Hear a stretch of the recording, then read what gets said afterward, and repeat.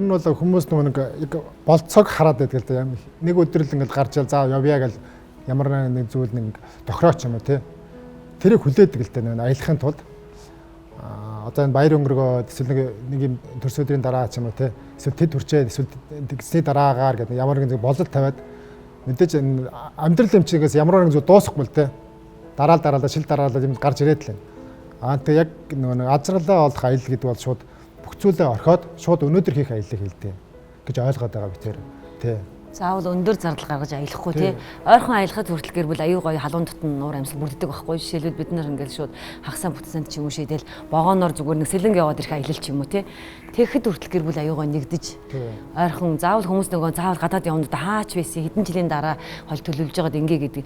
Ер нь гэр бүл хамтдаа ойрхон онголоороо аялсан ч одоо вагоны аялал хийсэн ч вагоны аялал ялангуяа хүнд аюу гоё дотн сэлэг төрүүлдэг байхгүй. Нэг нь машин барайл ингээд ярихгүй байгаад байхгүй. Яг бүгдөө ингээл гоё хамтдаа ингээд яг нэг купонд суугаал ярилцаал аюугаа дотн харил тий гэр бүлийнхээ бүх хүмүүсийг аюугаа ойлгодог болцдог тий. Гатрын хүмүүс аялал гэж ойлгоод байдаг. Гатрч бол уг нь аялал аахгүй юу.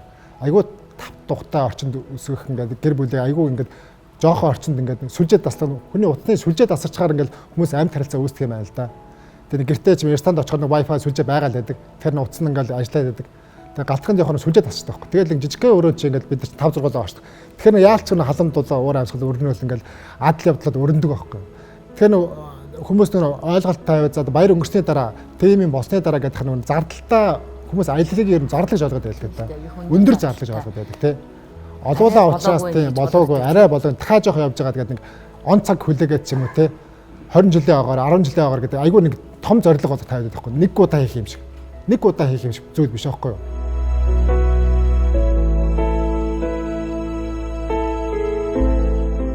Нөгөө нэг ер нь бол яаж яриадаас эргээл нөгөө аялал руугаа ордог байхгүй хүмүүжил гэдэг зүйл.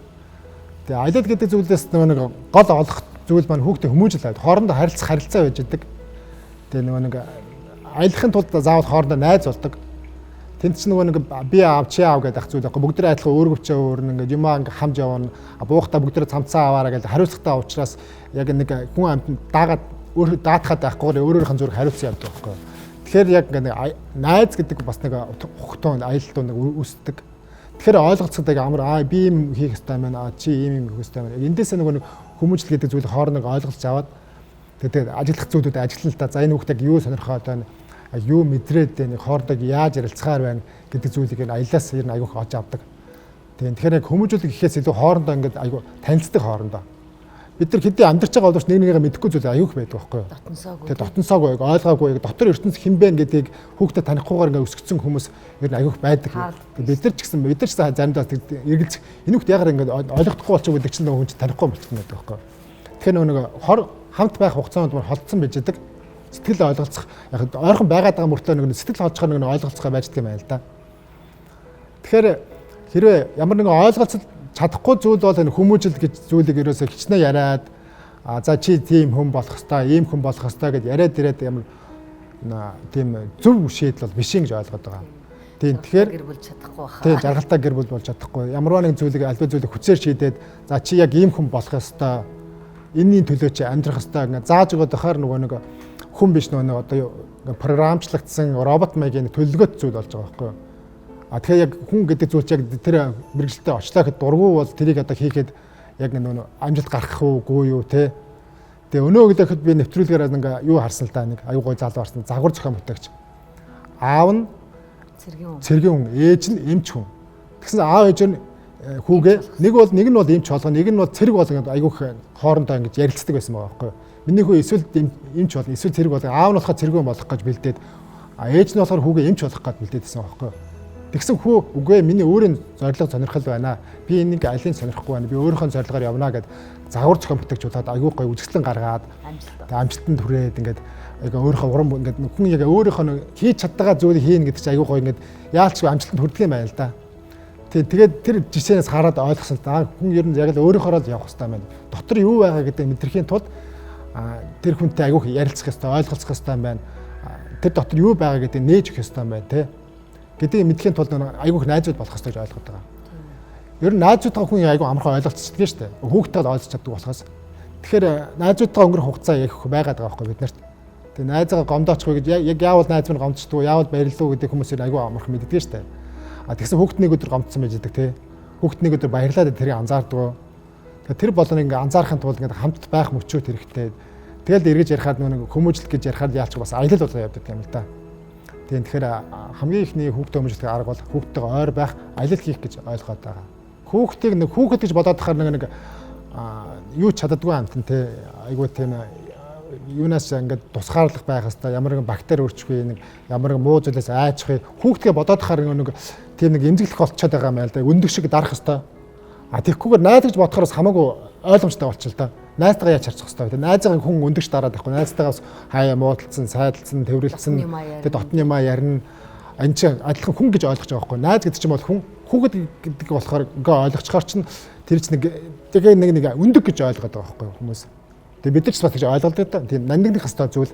Мэдээж нандинах мөн найзгаа ч хүн нандинна те. Найз гэд ойлгочингууд нэг чинь хүн гэдэг тал руу ойлгонгуудаа ярилцах хэвээр байна, ойлгох хэвээр байна гэд. Тэгээ загнаж байгаа ч гэсэн бас цаанаас ойлгож яваад байгаа учраас энэ манай кемэн одоо охиноо загнаж байгаа хоёр найзууд хоорондоо ярилцж байна. Тэгэхээр нэгэн саадаад байх нь угаасаа ойлгоцохоос хойш гэдэг маягаар авч үздэг л те. Тэр хүн гэж утгаар нь авч үзэхээр л юм зөв ойлгох юм санагдаад байна шүү дээ. Тий.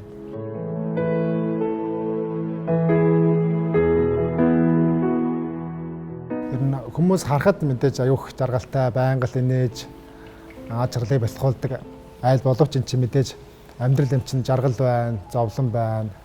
Тэр нь жаргалаас илүүгээр зовлон туулж яж хүн сайхан амьдрдаг болов уу гэж боддөг. Тэгээ давхт бол аюух байдаг. Тэгээ ямарваа нэгэн зүйлийг давхын тулд заавал төвчээр шаардлагатай. Имийг давна гэдэг чинь өксөхийн нэр шүү дээ. Өксөхийн тулд заавал хүч шаардна, хамт байх шаардлага шаардна, хамт ярилцахыг хэлнэ. Нэгэн зүтгэх бол биш л дээ. Хоёулаа хамтдаа дээшээ зүтгэжээж нэг хүн дээшээ авир, хоёр хүн дээшээ авир хоёулаа хамаагүй хүчтэй л дээ. Тэгэхээр дээшээ гарч жаргалт хүрэхийн төлөө заавал ямарваа нэгэн зүйл тэмүүлэх ёстой, хүч гарах ёстой хоёулангаас. Тэгэхээр залуустаа зориулаад тэр нөө жаргалт хүрэхийн тулд хамтдаа маш их тэмүүлнэ, хүч гаргая шүү. Хоорондоо маш сайн ярилцах ёстой, ойлголцох ёстой. Энийг маргалдах гэж байна гэдэг асуудлыг шийдэхгүй ингээд тавиад ахаар нөгөө нэг очих ёстой газар очиж чаддгүй. Наана байгаад л байдгийг байл дээр асуудал шийдэхгүй байгаа болохоор ямар нэг асуудлыг заавал ярилцж шийдэж хамтдаа шийдвэр гаргаж хүрэх ёстой газараа хүрдэг гэж ойлгодیں۔ Тэгээд энийг л залууст банк хэлмээр санагддаг юм л да. Тийм хамтдаа заавал гоё ярилцаж тий. Ярилцаж зөвшөлдсгөл хэрэгтэй маргалдчих байх гэдэг нөгөө хүмүүс авиг асуудлаа дандаа хойш нь тавиал ингээд оруулаад байдаг байхгүй юу.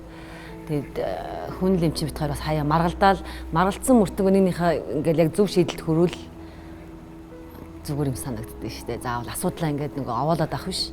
Тэгээд тухайн үед нь маргалдаач болсон шийдээд тэгээд нөгөө эргцүүлээ дараа нь ботхоор яг гоё овооруулахгүй асуудлыг шийдээд явсан харагддаг байна.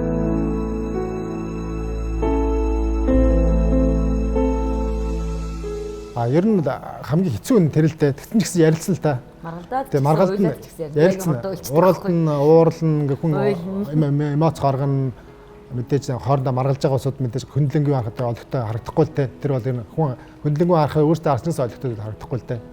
Гэхдээ шийдэл хүрэхийн тулд заавал нэг хийх ёстой. Ярьж ингээд юмд хураачаар нөгөө дараагийн удаа бүр өшөө илүү задардаг байхгүй. Тийм учраас яг тэр өдөр тэр тухайн цаг мөчид одоо байна. Унтахаас өмнө заавал шийдэх ёстой гэдэг бидний угаасаа тийм манай гэр дотор тийм журам байдаг. Ямар ч асуудал гарсан бай унтахаас өмнө заавал шийдчихэд тэр асуудлыг шийдээд 50 унтах ёстой. Тэгээ стресстэй унтчих болохгүй гэж ер нь бид нар авч үздэг юм л да гэр дотроо. Стресстэй унтчих болохгүй, стресстэй сэрж болохгүй. За унтахаас өмнө заавал нэг асуудал шийдэх ёстой гэд маргалдаад, уйлаад чамаагүй, уурлаад чамаагүй, орилоод чамаагүй гэдэг асуудал шийдэн дуусгана. Дуусчаад за ингээд нэг нь уушлалгуугаа тэг инээгээд хамгийн сүүлд инээж ээж ингээд тэнгуут хүүхдүүд ч бас дагаад инээждэг. Тэнгуут уур амьсгал чинь за одоо энэ нэг гоё боллоо нэг намар болоо биш өвөл дуусаад ингээд хавар болохоор нэг уран дулаан цаг болоо цэцэг урууд дээ шүү дээ. Яг тийм уур амьсгалаар бид нар орой болгон жоох нэг тийм аргалзсан үед ингээд дуусгаад шийдэл хүсдэг юм да. Тэг манай дотор нэг тийм журам байдгийн. Тэр журмынхаа дагуу тэгээд асуудал шийдэндээ. Тийм.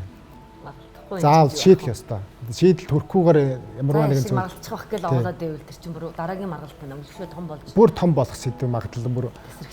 Энийн чинь хураагаад байхаар сүүлд нь эцэст нөгөө гэр бүл салт гэдэг зүйлчийг ингээд хураасан зүйлүүд дээр ингээд төвлөрчээж тэгээд бүр огцом задраад ингэхэд чи ингэсэн гэж яриад байв. Их нэртэйгээ ойлгож чаддаг учраас өөр хүнтэй ойлголцдог болчдөг. Нөхөртөөгөө ойлгож чадахгүй учраас өөр хүнтэй ойлголцдог болчдөг. Тэнгууд нэг маргалчин тийм маргалчин ингээд тавиад гот ихнэр өхрөө хооронд нэг аюу том хан үсэт байдаг юм байл да. Хинж анзаарахдахгүйгээр улам холдоол байдаг. Тэр нь тэгээд задрахаараа гэр бүл сал болж үүсдэг. Тэгээд ингээд хүүхд өчрөлт үүсдэг. Ойлгоод байгаа. Тийм ер нь дундаа ямарваа нэгэн зүйл хан үлдээж болохгүй л гэж ойлгоод байдаг шүү дээ.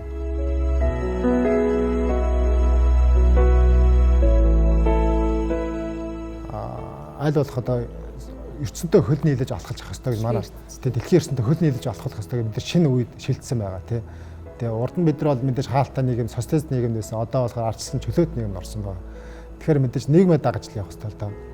Нийгэм маань гэдэг чинь тэр нэг чөлөөт ардчилсан эрх тэгш байх хэрэгтэй. Тэгээ үндсэн бол манай заасан байгаа шүү дээ. Хүн болгон тэгш хэрэгтэй байх хэрэгтэй гэдэг. Тэгэхээр нөгөө гэр бүлийн харилцаанд гэсэн байгаа тэгш хэрэгтэй байх хэрэгтэй. Хоёулаа адилхан ярилцаж, хоёулаа адилхан хийж, адилхан шийдэл төрнө. Яг л бүгдийн хамтдаа шийдэх ёстой гэдэг. Манайх ер нь ихэнх асуудлууд одоо эхнэр өхөр мэт хүүхдүүдгээ шийддэг л дээ. За яг өнөөдөр ингэх ёстой, тэгэх ёстой, яах ёстой вэ? Таад юу гэж бодож байна? Тэгээ таад юу гэж бодож байна? Зэрэг ярилцаад шийдвэр гаргана. Тэгээ гэрийн ажлаа хийсэн ч гэсэн бүгдээр ялгаа за тийм бүгдээр хуваарлаад бүгдээр л ажил хийн.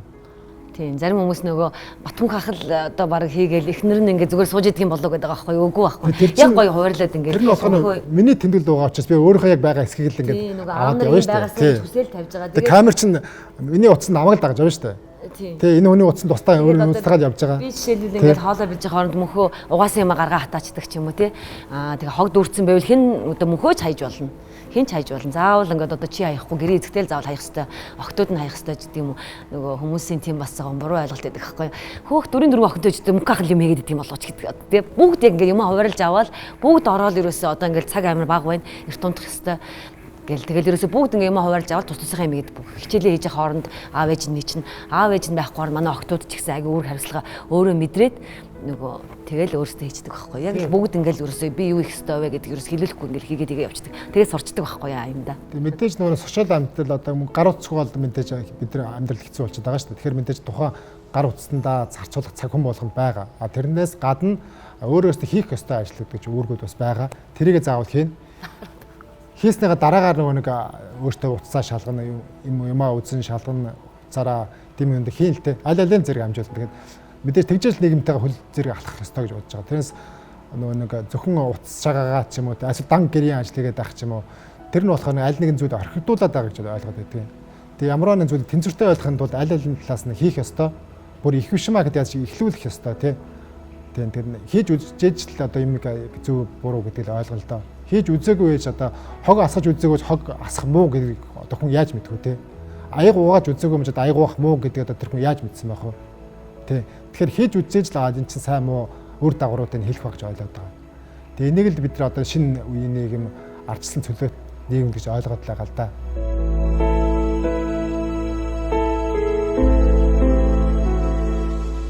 Манай гэр бүлийн жаргалтай гэр бүлийн жор бол ер нь битээр ер нь найз нөхдөд цаг гарах айгу харам асуудал та.